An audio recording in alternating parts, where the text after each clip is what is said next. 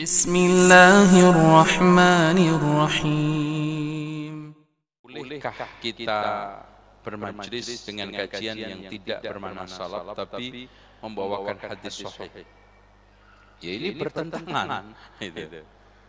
Kalau dimanapun kajian yang menyampaikan hadis yang sahih, maka itu kajian yang benar. Yang salah itu menyampaikan hadis dhaif, apalagi palsu. Kadang-kadang ada sebagian dai kayak kurang bahan. Hadis Sahih Bukhari ribuan, Muslim ribuan, pakai hadis palsu, kurang bahan banget loh. Aneh. Pernah saya awal-awal umroh diceramai mutawaf itu pakai hadis palsu. Akhirnya anak tegur, Mas, banyak. Ini jumlah hitungan cerdas cermat. itu yang diadakan di itu acara. Enggak benar, yang benar 6.236. Itu antum ceramahkan 1 tahun aja enggak habis kok. Ngapain sempat-sempatnya pakai hadis palsu? Kalau hadisnya palsu, pasti ceramah untuk menyampaikan apa ajaran kan? Kalau hadisnya aja palsu, berarti ajarannya palsu. Loh itu loh namanya sumber bid'ah itu hadis palsu. Oke. Terus kemudian yang berikutnya adalah pemahaman terhadap hadis itu yang penting. Inilah yang disebut dengan manhaj salaf. Karena orang bisa saja menghadirkan hadis, menghadirkan ayat. Ayatnya enggak salah, hadisnya yang sahih enggak salah. Yang bisa salah apa? Pemahaman. Makanya di sini dipentingnya pemahaman salaf. Menurut itu tadi. Hasilnya, oh ini tradisi nggak apa-apa, nggak ada yang bid'ah. Yang bid'ah itu apa? Ya pergi ke gereja. Itu bid'ah. Ya, sholat di gereja. Itu bid'ah. Kalau itu yang dimaksud bid'ah apa? Nggak bakal akan ada kecuali 1-2. Mana ada orang muslim sholat di gereja? Yang ada kita soal di sekitar kita. Jadi kadang-kadang kita lihat awalnya nyetir dalil, habis itu ditinggalin dalil yang menonjol otaknya. Nah itu namanya ustadz ahli syubhat. Jangan disingkat. Ustadz, apakah kekeliruan akidah Asy'ariyah dalam tauhid asma wa sifat? Oh banyak. Kalau ini kita adakan pertemuan sendiri. Satu pertemuan khusus, ya, penyimpangan. Makanya Abul Hasan Al-Asy'ari itu tobat. Asy'ariyah itu terbagi menjadi 2, yang klasik sama yang modern. Yang klasik itu sebetulnya mengadop, menjiplak akidahnya Kullabiyah, yaitu Abdullah bin Sa'id ibnu di mana-mana karena pengaruh dengan Jahmiyah. Oke, itu nanti. Tapi membahas begini sensitif, biasanya terus di, ya enggak? Bismillah.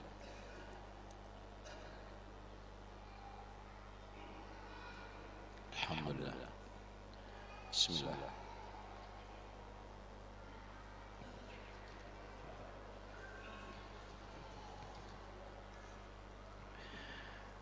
Dan perlu diketahui Abul Hasan Al-Asy'ari itu mengalami metamorfosa keyakinan menjadi 3. Yang pertama beliau itu Mu'tazilah. Kemudian setelah dikaji digali maka didapatkan berbagai macam penyimpangan Mu'tazilah. Akhirnya beliau mendirikan Madrasah Asy'ariyah. Setelah itu dia mendapatkan berbagai macam penyimpangan, akhirnya mendirikan madrasah sendiri, yaitu Madrasah Ahli Sunnah wal Jamaah, dan kitab yang paling otentik menunjukkan perubahan tersebut kepada akidah Ahli Sunnah, kepada akidah Imam Bukhari, Muslim, Imam Abu Hanifah, Malik, Syafi'i, Ahmad adalah kitab Al-Ibanah sama Ahlus Sakrah.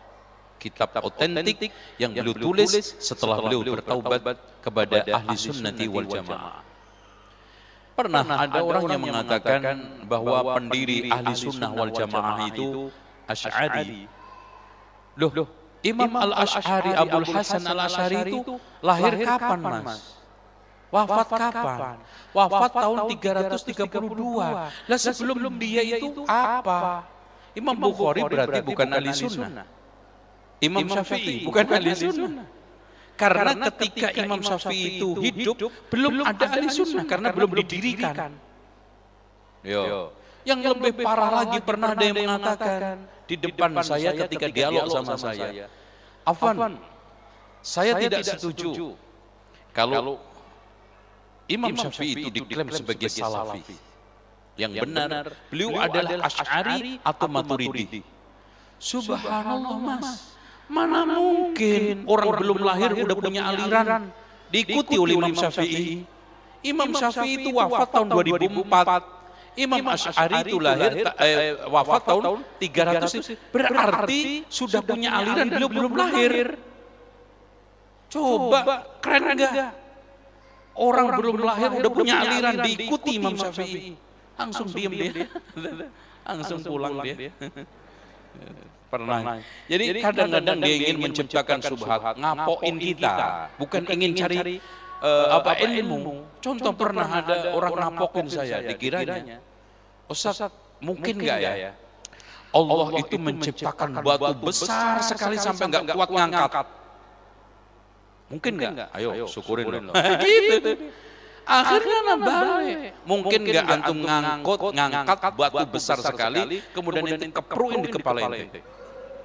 Nah, diam. Itu aja jawab dulu. Baru jawab ini. Gitu. Enggak mungkin kan? Kalau hal itu mustahil buat diri antum, bagaimana mustahil buat Allah? Itu. Artinya nyata buat Allah. Bismillah. Ustaz, bagaimana pendapat antum tentang Ustaz Zulkarnain?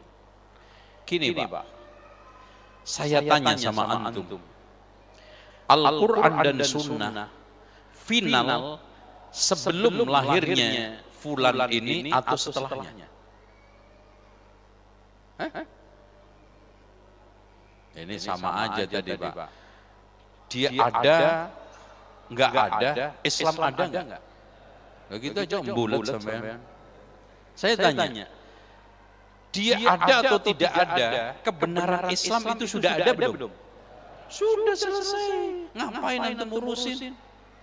Sementara Imam Malik mengatakan, kullun yu'khadhu wa yutrak min qawlihi illa sahibu adzal qabr. Masing-masing orang bisa diambil dan ditolak kebenaran omongannya kecuali yang punya kuburan ini yaitu Rasulullah. Udahlah, antum sibukkan mencari qala Allah qala Rasul dari Abu Bakar, Umar, Utsman, Ali, Abu Hurairah, Abdullah ibn Mas'ud. Kebenarannya lebih final, kebenarannya lebih otentik. Bahkan Abdullah ibn Mas'ud mengatakan, "Man kana minkum muta'assiyan falyata'assa bi ashabin nabi." Barang siapa yang ingin menjadikan seseorang sebagai suri tauladan dalam beragama, hendaklah para sahabat dijadikan sebagai tempat suri tauladan. Kenapa alasannya? Fa innahum abarrul ummati quluba. Karena mereka itu orang yang paling baik hatinya, maksudnya iman dan takwanya. Wa a'maquha ilma, paling dalam ilmunya karena langsung belajar ke Rasulullah. Wa aqalluha takallufa, paling sedikit penyimpangannya karena kalau salah langsung ditegur oleh Allah atau Rasulnya. Kenapa antum sekarang ini ribuan bahkan ratusan ribu Pak, ketika Rasulullah haji wada itu diantari berapa ribu sahabat? Ayo silakan yang tahu anak kasih hadiah ini. Jumlah sahabat ketika haji wada berapa? Kira-kira aja enggak apa-apa. Jangan jauh-jauh. Berapa? Hah? 15. Berapa? 100 sekian ribu. Coba bayangkan 100 sekian ribu, 10, 15 kurang lebih. Antum tinggalkan hanya si fulan-fulan. Aneh. Mereka jelas surganya, ini enggak jelas surganya. Lebih aneh lagi. Antum ribut dengan orang yang enggak jelas surganya, termasuk saya. Saya tidak menjamin. Nih muka ahli surga nih, lihat nih. Mau enggak tahu penghuni surga nih? Enggak tahu. Kalau Abu Bakar jelas, muka-muka surga, keren. Abu Bakar, Umar, Utsman jelas surga. Ali jelas surga. Sa'ad bin Abi Waqqas jelas surga. Kenapa enggak antum ambil orang-orang yang jelas surganya, lurus pemahamannya, dalam ilmunya, langsung belajar kepada Rasulullah? Sementara orang yang kemarin, yang bisa saja benar, bisa saja salah, yang kekuatan ilmunya pun enggak dalam-dalam banget, antum ributkan, antum tinggalkan orang-orang mulia, dosa antum di dalam cara untuk qudwah, mencari keteladanan di dalam beragama. Memang betul, dalam agama itu selalu ada teladan, ajaran. Lihat Kristen pasti ada tokohnya, ada ajarannya. Yahudi ada tokohnya, ada ajarannya. Kelompok pun Syiah ada tokohnya, ada ajaran. Tokoh kita khairun nasi qarni, summal ladzina yalunahum, summal ladzina yalunahum final. Dan ajaran kita Al-Qur'an dan Sunnah menurut pemahaman mereka. Selesai. Tuh. Udah. Jangan dimasukkan ke majelis begini. Ya. Terlalu tinggi. Kita nanyain sahabat lebih enak ya.